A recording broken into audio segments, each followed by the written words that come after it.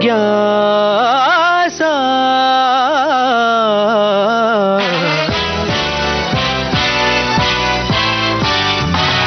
जिज्ञासा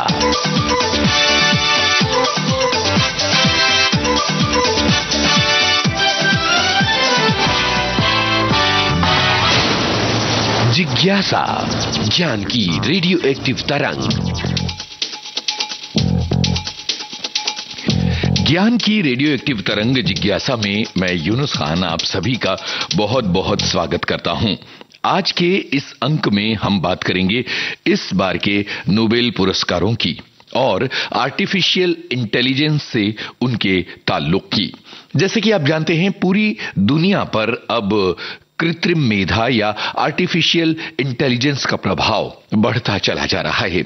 इसे लेकर जहां एक तरफ लोगों की चिंताएं बढ़ रही हैं, वहीं दूसरी तरफ कई ऐसे वैज्ञानिक और विशेषज्ञ हैं जिनका ये मानना है कि आर्टिफिशियल इंटेलिजेंस आने वाली दुनिया को बेहतर बना सकता है। जाहिर है कि इस सिक्के के दो पहलू हैं। एक पहलू अच्छा है और दूसरा पहलू बुरा वाला पहलू है। तो चलिए आज के जिज्ञासा कार्यक्रम में बातें करते हैं इस साल के नोबेल पुरस्कारों की और आर्टिफिशियल इंटेलिजेंस से उनके ताल्लुक की।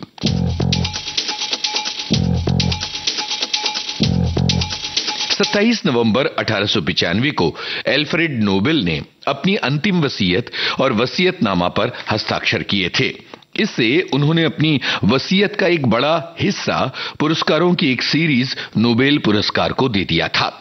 Nobel prize physiology, medicine, physics, chemistry, literature, peace और इकोनॉमिक साइंस के क्षेत्र में दिए जाते हैं।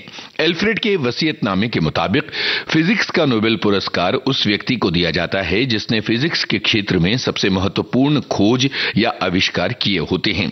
1921 से 1923 के बीच अब तक फिजिक्स में कुल 119 बार नोबेल पुरस्कार दिए जा चुके हैं। 1916, 1931, 1934, 1940, 41 और 1942 में फिजिक्स के नोबेल पुरस्कार नहीं दिए गए थे।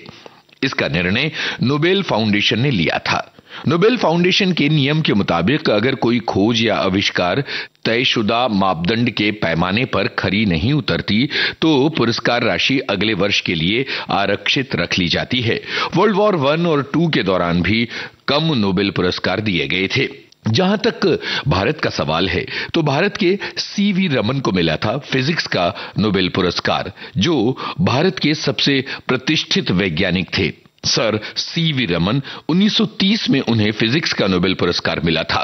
1928 में सर सीवी रमन ने साबित किया था कि जब किसी पारदर्शी वस्तु के बीच से प्रकाश की किरण गुजरती है तो उसकी वेवलेंथ में बदलाव दिखता है। इस आविष्कार को उन्होंने अपना ही नाम दिया था और इसे रमन इफेक्ट के नाम से जाना जाता है। उनके इस आविष्कार के लिए उन्हें फिजिक्स का नोबेल पुरस्कार दिया गया था। साल 2024 पर आ जाते हैं और आपको बताते हैं नोबेल पुरस्कार विजेताओं के नाम। फिजिक्स में नोबेल पुरस्कार दिया जा रहा है जॉन हॉपफील्ड और जेफरी हिंटन को। केमिस्ट्री का नोबेल पुरस्कार डेविड बेकर, डेविड हसाबिस और जॉन जंपर को मिल रहा है। फिजियोलॉजी या मेडिसिन का नोबेल पुरस्कार विक्टर एम्ब्रोस और गैरी रोवकुन को। साहित्य में नोबेल पुरस्कार हानकांग को मिलेगा। नोबेल शांति पुरस्कार निहोन हिंडाक्यो को और आर्थिक विज्ञान में डेरॉन एसमोग्लू, साइमन जॉनसन और जेम्स रॉबिन्सन को नोबेल पुरस्कार दिया जा रहा है। साल 2024 में नोबेल पुरस्कार विजेताओं में से कुछ ऐसे लोग हैं जिन्होंने एक चीज को लेकर चिंता जाहिर की थी और इत्तेफाक की बात यह है कि उसी चीज को लेकर उन्हें नोबेल पुरस्कार मिला है। एआई के गॉडफादर के नाम से दुनिया भर में मशहूर हैं जेफरी हिंटन, जिन्हें इस बार फिजिक्स का नोबेल पुरस्कार दिया गया है। जिस काम के लिए उन्हें नोबेल दिया गया है, कभी उन्होंने इसी तकनीक को लेकर अपनी गहरी चिंता जाहिर की थी। जेफरी ने गूगल में काम करने के दौरान एआई के खतरों पर चिंता जताते हुए अपने पद से इस्तीफा दे दिया था। वहीं कंप्यूटर लर्निंग सिस्टम को बदलने के लिए उन्हें एआई का गॉडफादर कहा जाता है, आर्टिफिशियल इंटेलिजेंस का जनक या गॉडफादर। उन्हें मशीन लर्निंग से जुड़ी हुई तकनीकों के विकास के लिए यह सम्मान दिया गया है जो आर्टिफिशियल न्यूरॉन्स पर आधारित है। इससे मशीनों को इंसानी दिमाग की तरह सोचना और समझना सिखाया जाता है। जेफरी को जिस मशीन लर्निंग के लिए नोबेल मिला है, उन्होंने उसी के विकसित रूप एआई को मानवता के लिए खतरा बताया था। एआई के विरोध के स्वरूप उन्होंने गूगल से इस्तीफा दे दिया था और अपने एक इंटरव्यू में उन्होंने गहरी चिंता जताते हुए ये कहा था कि एआई से बड़ी संख्या में नौकरियां खत्म हो जाएंगी, समाज में गलत सूचनाएं तेजी से फैलेंगी जिसे रोक पाना संभव नहीं होगा।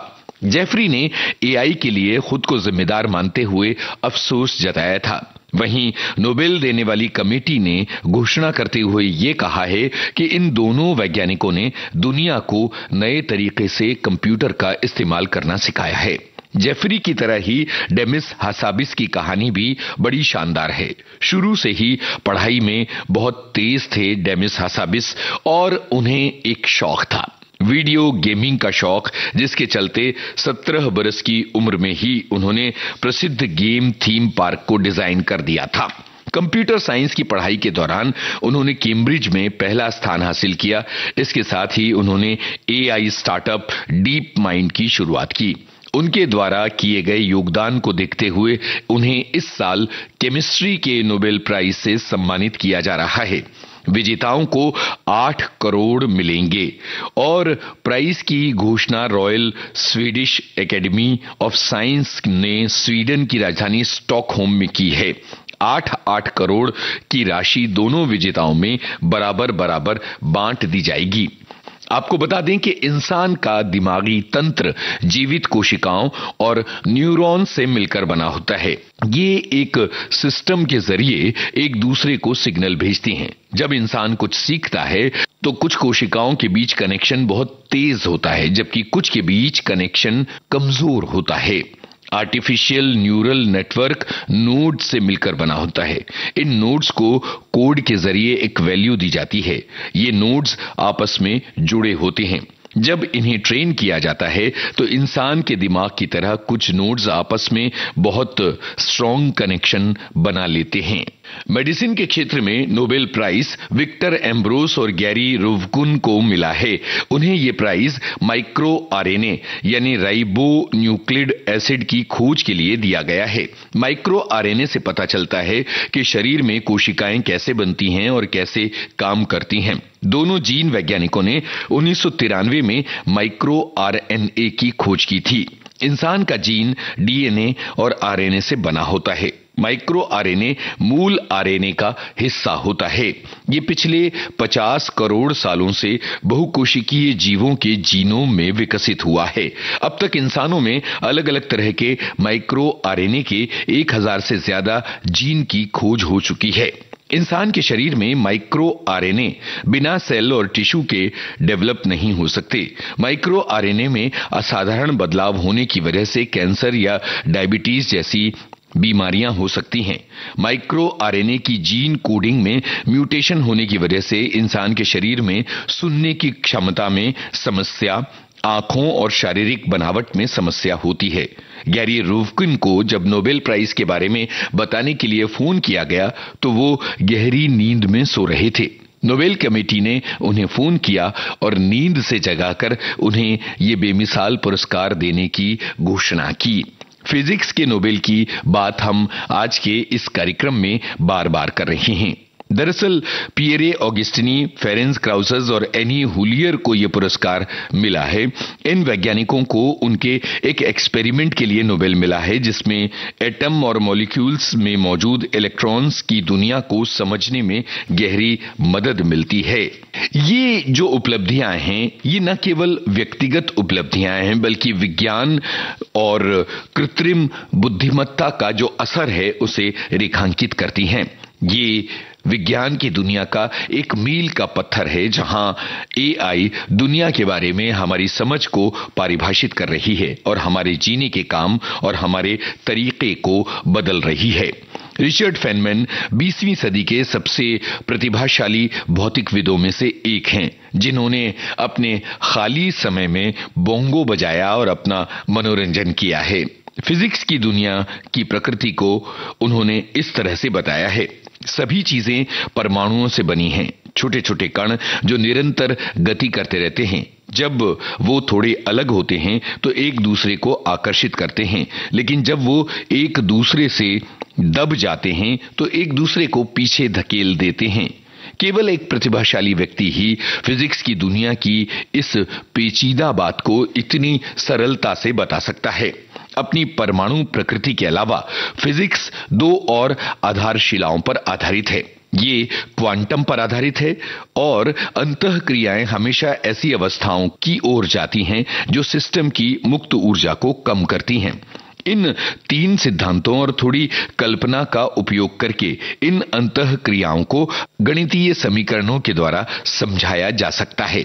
इस तरह मशीन लर्निंग में तंत्रिका नेटवर्क एक त्रुटि फंक्शन को कम करने का प्रयास करते हैं। ये सारी गणनाएं एल्गोरिदम के जरिए होती हैं और इससे सटीक भविष्यवाणियां की जा सकती हैं। जॉन हॉपफील्ड के काम ने न्यूरल नेटवर्क की तरफ सबका ध्यान आकर्षित किया है, जो सहयोगी मेमोरी सिस्टम के रूप में काम करते हैं, जिससे मशीनें कुशलतापूर्वक पैटर्न को याद रखने और पहचानने के काबिल बनती हैं। जबकि जेफरी हिंटन ने बैक प्रोपेगेशन के विकास के साथ इस क्षेत्र में क्रांति ला दी है, एक एल्गोरिदम जो न्यूरल नेटवर्क को पुनरावृत्त रूप से सीखने और अनुभव के माध्यम से अपने बेहतर प्रदर्शन को सक्षम बनाता है।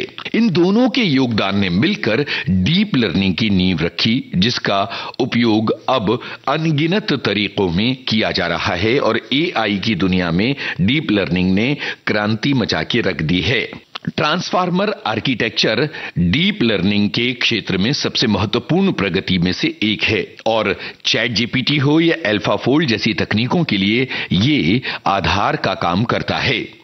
डीप माइंड में डेमिस हैस्बिस और उनकी टीम ने अल्फाफोल्ड विकसित करने के लिए एडवांस्ड मशीन लर्निंग सिद्धांतों को लागू किया, जो बहुत सटीक तरीके से प्रोटीन की 3D संरचनाओं की भविष्यवाणी कर सकते थे।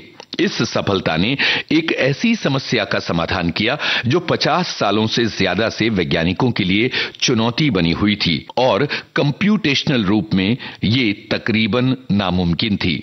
इसने आणविक जीव विज्ञान में अनुसंधान को गति दी है और इसका सीधा असर पड़ेगा दवाओं और इलाज को विकसित करने में। तो कुल मिलाकर हॉपफील्ड, हिंटन और हैस्बिस ने हाइब्रिड इंटेलिजेंस को विकसित किया है। यहां इंसान और मशीनें मिलकर एक ऐसा सिस्टम बना रही हैं जिससे मानवता में लगातार सुधार आता जाएगा और एल्गोरिदम के जरिए कुछ बेहतर आविष्कार किए जाएंगे, कुछ बेहतर सुविधाएं जनता के सामने लाई जा सकेंगी जो मानवता के काम आ सकेंगी। ये था इस बार का जिज्ञासा कार्यक्रम के लिए शोध, आलेख, स्वर और संपादन यूनुस खान का था। जिज्ञासा कार्यक्रम आपको कैसा लग रहा है? विविध भारती के फेसबुक पेज पर जाकर आप अपनी राय हमें दे सकते हैं। जिज्ञासा।